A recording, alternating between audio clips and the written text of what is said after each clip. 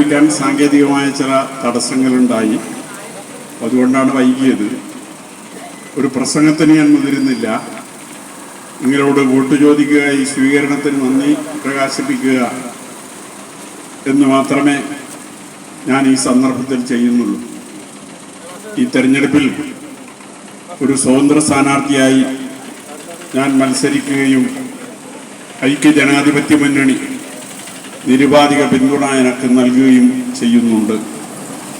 അഴിമതിക്കെതിരായ പോരാട്ടത്തിൻ്റെ ഭാഗമാണ് എൻ്റെ സ്ഥാനാർത്ഥിത്വം. അനീതിക്കെതിരെ നീതിക്ക് വേണ്ടിയുള്ള പോരാട്ടമാണ്.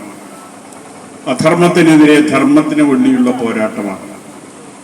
ഈ പോരാട്ടം സമൂഹത്തിന് വേണ്ടി കൂടിയുള്ളതാണ്.